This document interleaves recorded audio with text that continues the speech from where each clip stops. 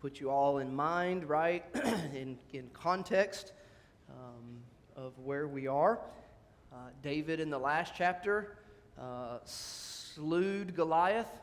Miss June's not here, so we can use words like that. Slayed Goliath. That still doesn't sound right. Having had slain Goliath in the slain, yeah, is that it? Killed him. He killed him. He killed Goliath in the last chapter. There you go. So much help in the room. I appreciate it. He killed Goliath back in chapter 17. And again, we looked at in the beginning of chapter 18, which is where we were last week. He begins to come to prominence. And it seems like Saul figured out, okay, because he was told, Samuel the prophet told him that God had said, your kingdom will be taken from you. You've been rejected as king, will be given to your neighbor. It seems as though Saul figures out that this is likely David, as he says, they give him credit for having slain his 10,000s and me just 1,000. What's left except for him to take my kingdom? And so we have this animosity between Saul and David that is starting to creep up. And we concluded last week by looking at Jonathan. If you remember, we looked at Jonathan, how Jonathan, he gave up his robes to David. He laid down his, humanly speaking, right to the position of being the next in line for the throne, and succeeded that to David and made a covenant with David. So now tonight, the title simply last week was simply David and Jonathan. I wanted us to see Jonathan. Tonight is, forgive me, tonight is David and Michal, but it's not really so much about Michal as it is about David and Saul. And I want us to look at Saul and what Saul says and what Saul thinks, because those two things are very different, and we'll see that in the life of Saul. And then I want us to look at how David perseveres. So as we read down through here, see how Saul, who has authority, Saul, who is in charge, Saul, who is king, he has a big problem with David, and he has moved towards manipulation. He has moved into devious planning. He's trying to be deceitful. He's trying to be cunning. He's trying to take David out. He's trying to wipe out the competition. He's trying to preserve his position, right, as king. And so he is saying and doing a lot of things that are not righteous, they're not godly, and they are against David.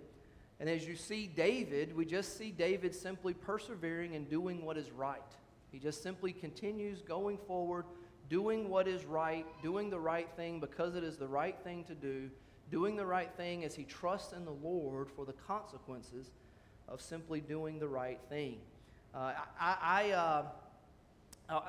In some ways, before we start reading, to my mind, I'm looking at Saul through all of this.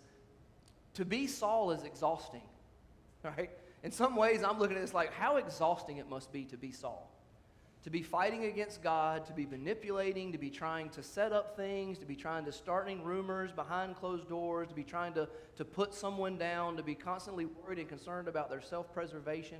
How exhausting that must be. And then we see David somewhat, and we'll cover this a little bit, but somewhat naively of all that is going on, very trusting, just simply moving forward, doing what is right, not having to worry about what everybody else thinks and what everybody else is doing, not having to worry about who may be against him, who may be for him, simply going forward, doing what is right, and trusting in the Lord. It's a much more peaceful place. It's a much safer place. It's a much more enjoyable place that you see David. And notice, I will point you out to this, the contradiction in these verses, especially in 17, 21, and 25, between what Saul thinks to himself and what Saul actually says out loud. Then Saul, verse 17, said to David, "Here is my older daughter Merab. I will give her to you as a wife. Only be valiant for me and fight the Lord's battles." For Saul thought, "Let my hand not be against him, but let the hand of the Philistines be against him." So David said to Saul, "Who am I, and what is my life, or my father's family in Israel, that I should be son-in-law to the king?" But it happened at the time when Merab, Saul's daughter, should have been given to David, that she was given to Adriel, the Maholathite, as a wife. Now Michal, Saul's daughter, loved David, and they told Saul, and the thing pleased him. So Saul said, I will give her to him, that she may be a snare to him, and that the hand of the Philistines may be against him. Therefore Saul said to David a second time, You shall be my son-in-law today. And Saul commanded his servants, Communicate with David secretly, and say, Look, the king has delight in you, and all his servants love you. Now therefore become the king's son-in-law. So Saul's servant spoke these words in the hearing of David, and David said, Does it seem to you a light thing to be a king's son-in-law, seeing I am poor and a lightly esteemed man? And the servants of Saul told him, saying, In this manner David spoke. Then Saul said, Thus you shall say to David, The king does not desire any dowry, but 100 foreskins of the Philistines, to take vengeance on the king's enemies. But Saul thought to make David fall by the hand of the Philistines. So when his servants told David these words, it pleased David well to become the king's son-in-law. Now the days had not expired. Therefore David arose and went, he and his men, and killed 200 men of the Philistines, and brought their foreskins, and they gave them in full count to the king, that he might become the king's son-in-law. Then Saul gave him Michal his daughter as a wife. Thus Saul saw and knew that the Lord was with David, and that Michal, Saul's daughter, loved him.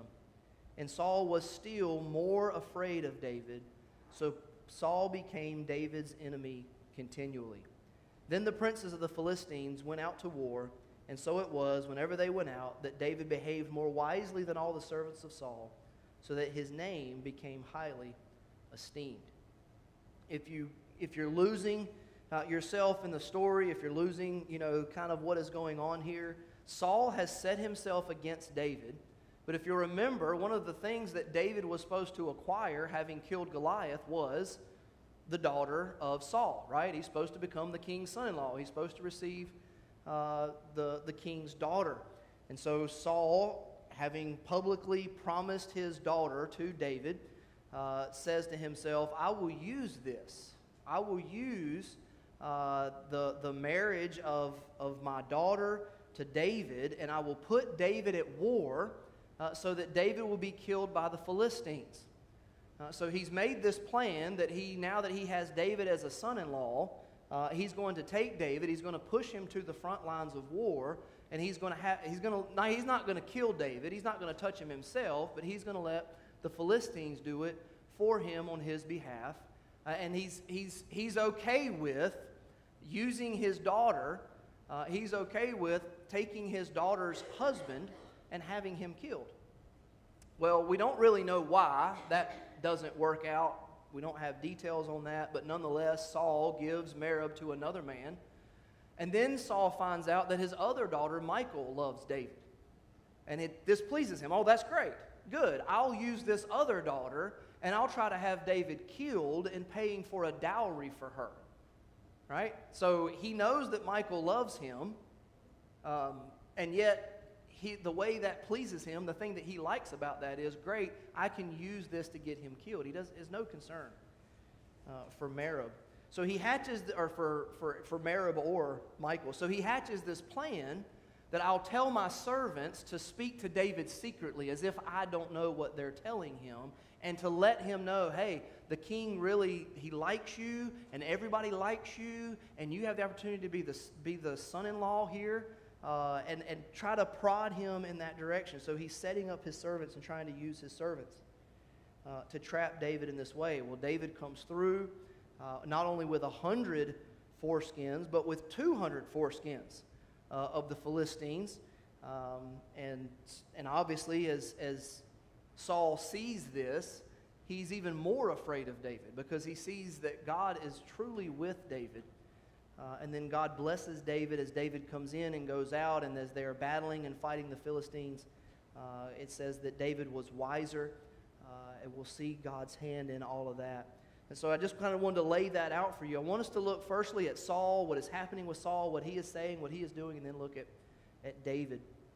As I pointed out before we even started, verse 17, verse 21, and verse 25 all point out 3 different times that Saul said to himself, I will trick David, I will have David killed, I will have this handled, but on the outside, he's trying to make it look like he's promoting David. So what Saul thinks versus what Saul says. Number one, Saul's heart betrays his speech. His heart betrays his speech. Proverbs chapter 23, and I've got a lot of cross references tonight, but Proverbs chapter 23 and verse 6 says, "Do not eat the bread of misers, nor desire his delicacies, for as he thinks in his heart, so is he. Eat and drink, he says to you, but his heart is not with you. The morsel you have eaten you will vomit up and waste your pleasant words." Saul's heart betrays his speech. Saul is dealing insincerely, right? Sincerity of heart is something that we need to consider as Christian people. Sincerity of heart is something that needs to be valued by us.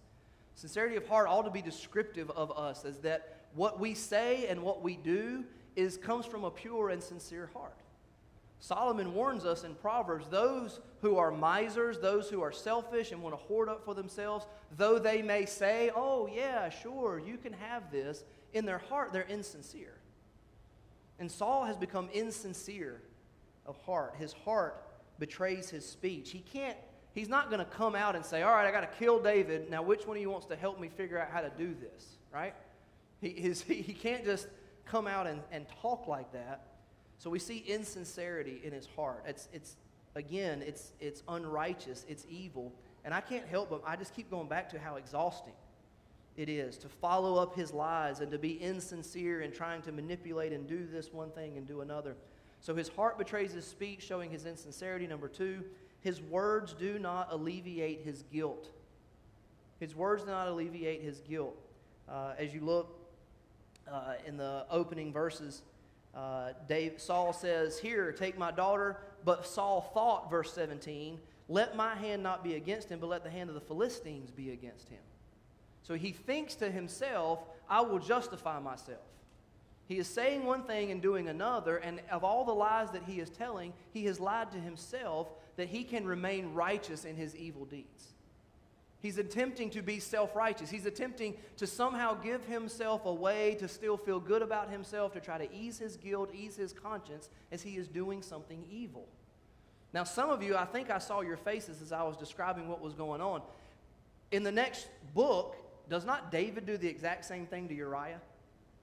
Right?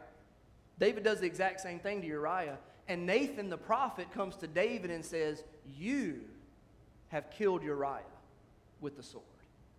It does not alleviate Saul from his responsibility. He can lie to himself all he wants. He can try to manipulate and say, "Well, at least I didn't cross that line or that line. I may cross this line, but I'm not crossing that line." He can lie to himself. He can pretend to be self-righteous all he wants, but the reality is he's guilty.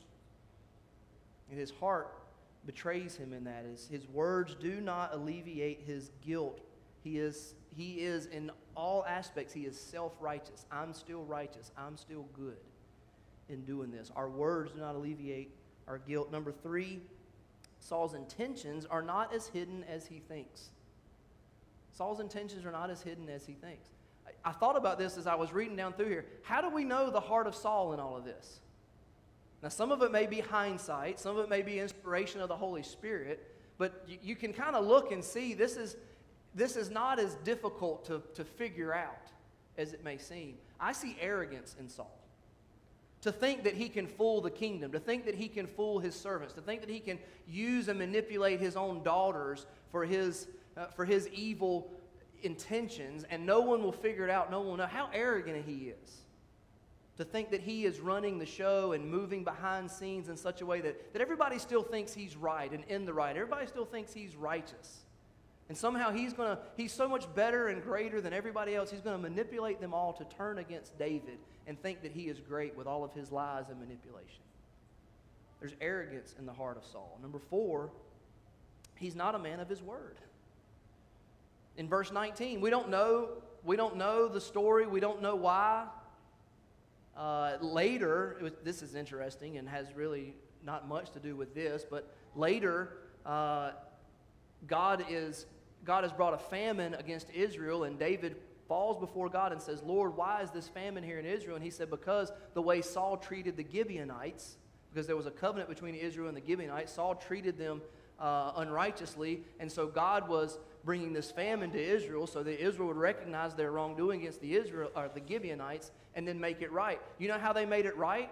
David brought the sons of this marriage, and this was by the word of the Gibeonites. This wasn't malice from David. This is David following the Lord. And the Gibeonites said, bring us the sons of this couple right here, Merab and Adru. And it seemed that from the way it is worded, and I'm getting way off topic, but it seems from the way that it is worded, that Merab, not long after giving birth to these five, apparently passed away, and Michal and David actually raised those boys. That's for a different time. Saul, we see simply as a man, he's not a man of his word. He lacks integrity. He lacks integrity. I'm wanting you to see, and it's like, oh man, insincerity, how bad is that really? It's bad. Self-righteousness, how bad is that really? It's wicked. Arrogance, how bad is that really? All of these things accumulate together of Saul turning into the monster he's turning into. So he's a man who's lost integrity. And then lastly, Saul's self-preservation tramples everyone around him. He has reached the pinnacle of selfishness where he's willing to use Merab and Michal. He's willing to use their marital relationships, their lives. All right? The man that Michal loves, trying to kill him for his own ambitions. He's selfish. He's selfish beyond belief. Now David, while all of this is going on, and remember, David works for Saul, right? Saul's king here. Saul's in charge. He holds all the cards. He holds all the power, right? We read, I try to relay this regularly. We read our Bibles like, yeah, but we know how it goes and we know God's in control. Is God not in control today just like he was in David's day? Right? As much as we want to excuse out and go, yeah, but it's this Bible. Listen, we live under a God that is still in charge and still under control, still in control. So humanly speaking, no matter what authority or what power someone else may have, no matter how wicked they may be, whether they are against us personally or just their natural inclination is towards selfishness and we are around them and so we're hurt secondarily, God is still in control, is he not? So I don't want you to blow past that. Saul is doing all these things. David is simply persevering in righteousness. He's just persevering in righteousness. If you look at verse 30, you see David, wherever he goes out, he behaves more wisely. His name becomes highly esteemed. David in all of this becomes a winner. Now we're going to walk through some of the verses and some of the actions of David, but David, under this persecution of the king himself, very close to the king, David comes out a winner, and it's not because David is more cunning than Saul is. It's not because David deciphers Saul's intentions and figures him out. Are you with me? It's not because as Saul is gaining guys on his side that are lying to David and telling David things for him, that David is doing the same thing in his corner, in his court, and he's getting more guys on his side and more people that agree with him, while this guy is trying to get people that agree with him. David's not doing any of those things. The success of God's people is not contingent on our craftiness. And God help us if we ever are tempted to think that the success of God's people are by the same tools and mechanisms of those of the world. Right? So David comes out a winner. Why? Go up to verse 18. We'll follow David now through the text. Verse 18, David is humble. David is humble. It's brought up to him about becoming the king's son-in-law, if you will. David said, "Who am I? And what is my life or my father's family in Israel that I should be son-in-law to the king?" Moses, when he was commanded to go and lead the children of Israel out of Egypt, he said, "Who am I?" Ruth, when she fell down before Boaz, she said, "Who am I that you would notice me, a foreigner?" Proverbs 18, this is like I said, I have several. I've skipped some of them. I'll go to this one. Proverbs 18, verse 12. Before destruction, the heart of a man is haughty. Before honor is humility. We know that God resists the proud, but gives grace to the humble. David remains humble. David is humble here. He is showing true humility. He is not standing up and saying, that's right, I defeated the giant, I get the king's daughter. He remains humble. If we want God to bless us, if we want God to bring us through persecutions, and we want God to bring us through a world where we are constantly bombarded by those with evil intentions and evil thoughts and evil deeds, number one, we have to remain humble. Humble. So David is humble, but also I think David is slow to wrath. In verse 19, at the time when Merab should have been given to David, she was given to somebody else. Would that make you upset? Right? The king has said to you, if you kill this giant, you get my daughter. And the king has said to you, you will become my son-in-law. And now when the time comes, David doesn't get what he's been promised. David has every right to be mad, right? We as American Christians, we love our rights. Know that. We love our rights. We're willing to fight for our rights. We're willing to get mad about our rights. We're willing to make sure that our rights are always upheld, right? Here, David is right. David has a right to the king's daughter. And Saul's not a man of his word. Saul's not a man of integrity. And Saul backs out on the deal. And David has every reason, if you will, to be vengeful. Most of you probably could quote James 1:19. My beloved brethren, let every man be swift to hear, slow to speak, slow to wrath. I kept going back to Proverbs for whatever reason. Because you do see David, it says David continued to behave wisely. Proverbs chapter 19. Excuse me. In verse 11, the discretion of a man makes him slow to anger, and his glory is to overlook a transgression. The discretion of a man is to be slow to anger. Has David been transgressed against? Yeah, he has. But he holds his tongue, he holds his anger, and he overlooks the transgression. So David's humble, David's slow to wrath, and then verse 26, David is unsuspecting. I wrestled to find a better word than unsuspecting. But David is unsuspecting. Now I'm having trouble finding where I belong for some reason. 1 Samuel. I have a history on here that just went blank on me. There we are. 1 Samuel, verse 26. David is unsuspecting. So when his servants told David these words, it pleased David well to become the king's son-in-law. I was trying to think, what's a good word for this? And the kind of words that I got, trying to find a synonym, because I'm not that smart, but I know what a thesaurus is, right? What's a good synonym for being trusting or he's not expecting evil? And the synonyms that I got were things like naive, childlike, honestly, the synonyms that I got are not compliments. Are you following me? Almost as if to go through life not expecting people to try to get the better of you, to go through life expecting the best out of people, to go through life trusting that the man across from you is going to keep his word is naive. Our world does not look well on people who are generally trusting. They'll tell you, you're going to have a target on your back. You're going to be taken advantage of. You don't need to care what I think. 1 Corinthians 13 verse 5 tells us that one of the aspects of love does not assume evil. Right? We should not be individuals who walk through life assuming evil. We should not be individuals who walk through life with our hearts closed and our eyes constantly sinister and cynical towards the individual across from us. Again, David's success is not because he figured out what was going on with David or with Saul. David's success is as he moves forward, trusting the Lord, doing what is right, willing to do what's right even if it might turn on him, the Lord rewards that. And I believe that's how Christians are, how God's children ought to be.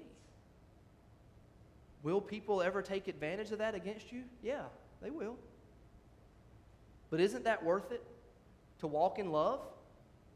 Isn't that worth it to walk in peace?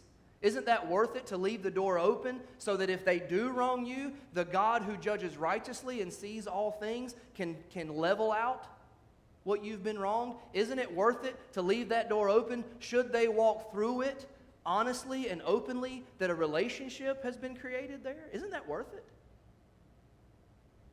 Now there's a part of you that's going, no, it's not, because you've been hurt before. But if we do it righteously and as unto the Lord, it absolutely is worth it. So David is unsuspecting, number 3. Number 4, David is dedicated and diligent. Remember, Saul has thrown a spear at David twice already, if I'm not mistaken. I know he has at least once. I think he's done it twice. 3 times? Greg's saying 3. Do I have 4? 4? Anybody? 4? 5? Right? So there's some measure of forgiveness there. There's some measure of moving forward. David is dedicated and diligent. Saul says, kill this giant and I'll give you my daughter. He kills the giant, he doesn't get the daughter. Saul says, go to war against the Philistines, I'll give you my daughter. He goes to war against the Philistines, doesn't get his daughter. Here with Michal, and some of this has to do with a concept that we don't understand, we don't use anymore, of a dowry. You know? We live in a culture, I did not buy my wife from her dad, okay? That's how we think of it, how weird that is. Buy your wife from her dad. That's just so strange. She's not to be bought and sold. But other cultures look at us and go, you got your wife for nothing? He just gave his daughter to you for nothing? Is she not worth anything? Right? You see how the coin flips? So David here is dedicated and diligent that when Saul says, bring me 100 foreskins for my daughter, David returns with 200 foreskins. And in case you're, these are the kind of stories that I, as a little kid, love to flip through the Bible and find, like, look at here. Aaron brought us an illustrated Bible the other night. This is me being childish, but I blame my children and I blame Aaron Medley. Aaron brought us a bricks Bible the other night, and this story was in it, illustrated. I thought it was great. Here comes David. It's a Lego Bible. Here comes David with a wheelbarrow with a bunch of little Lego circles in it, right? Yeah. It's strange, but what is happening here? Saul says, I will make you my son-in-law. David says, I can't afford the dowry of a princess. And Saul says, I know you can't. Go and bring me 100 foreskins of the Philistines. That'll get you killed. Right? He doesn't say that out loud. That's what he's thinking. And God is so on David, and David is so diligent in pleasing his king and diligent in honoring his wife, even under these strange circumstances, that he doesn't just go and get 100, he goes and gets 2.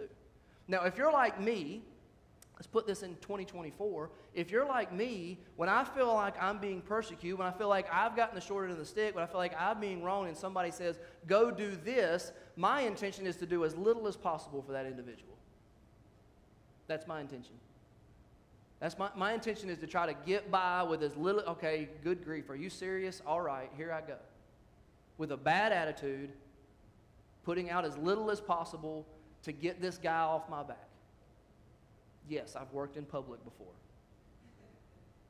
Is that how David does? Is that how David conducts himself? Is that the kind of attitude and actions that God is going to bless? No.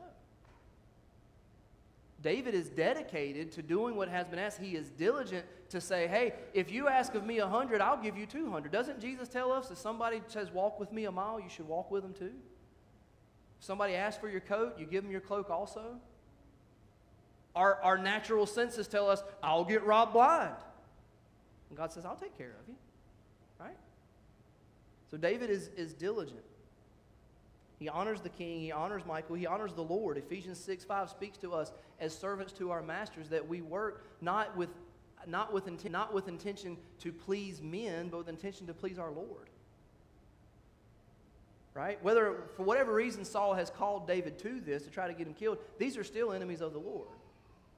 So David goes out and goes above and beyond. Number 5, David is feared.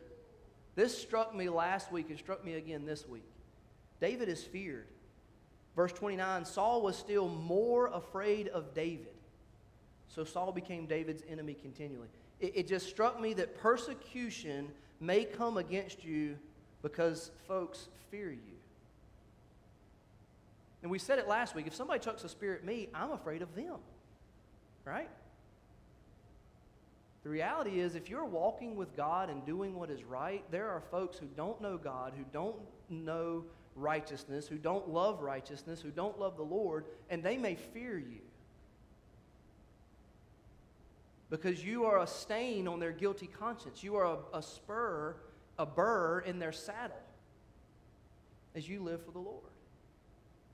And you're a reminder to them of the judgment, of all the things that they ought to be but are not. David's not doing this vindictively. David's just moving forward with the Lord, and Saul has made his bed. He's made his choice, continues to make his choice, not to submit to what the Lord has done. He's clear that the Lord is all over David, and Saul's not only not going to submit to David, he's not going to submit to the Lord, his Lord, the Lord of David. And so he actually is persecuting David because he's fearful of him. And then lastly, David is protected in honor. Verse 30. The princes of the Philistines went out to war, and so it was whenever they went out that David behaved more wisely than all the servants of Saul, so that his name became highly esteemed. David behaved more wisely than all the servants of Saul. What that simply means is, as they went out to war, David continued to win. He continued to get the victory. Now, was David a good, strategist when it came to war? Probably. Was David valiant when it came to war? Probably. Was David a good leader of his men when it came to war? Probably. But have we been through all of this and we think we come to the end of this and go, well, God rewarded David because he was so talented at war? Is that what verse 30 is telling us? I wrote in my notes, think Mr. Magoo. Does anybody know who Mr. Magoo is? I got one hand raised and I got a giggle. Mr. Magoo. And I don't think David was by any means blind, right? I don't think by any means that David was inept. But if you know Mr. Magoo is a blind guy that basically he's always trying to do good, he's always trying to do the right thing, and there's all these dangers all around him, and he doesn't see any of them, and he just moves through, and as he's moving through the construction site, what he's walking on is just moving up. As he keeps walking, and there's the next beam just dropped down on him, and he just keeps walking, he just keeps moving. That's Mr. Magoo. And again, it's not about the ineptness of David, I don't believe in any circumstance, but why is David continually successful? Because the Lord is on his side. And yes, things continually just keep falling David's way. How frustrating for Saul. And I think to some degree, David is not fully aware of how frustrating that is to Saul. I think David is fully aware that God is the author of his success. He's giving the Lord the glory. But listen, our flesh wants to be insincere, wants to be self-righteous, wants to do things selfishly for our own good. But if we will walk humbly, if we'll walk as God has called us to, unsuspecting, dedicated, and diligent, then God will protect us and honor us. Is David under persecution? Yes. Is David out fighting war? Yes. That doesn't mean that battles won't come. That doesn't mean that difficulties will not be faced. What it means is that God will bring them through us as touched, as tainted, and as stained, no more, no less, than he desires us to be, and always for our good and his glory. And that's what we see again. We are so tempted, we're so prone when the world comes at us with their tools to respond in kind. But we see with David, if we respond simply by continuing forward righteously as God has called us to, we let him take care of how things fall out. Let's pray. God, we thank you for the time you've given us tonight. I pray that you've been gloried in what's been said and done. God, I pray that you would help us to not be hearers of the word only, but to be doers. God, for our good, for our faith, God, to be strengthened, for our love for you to be strengthened, for our comfort and joy in your provision and protection to be strengthened, for our testimony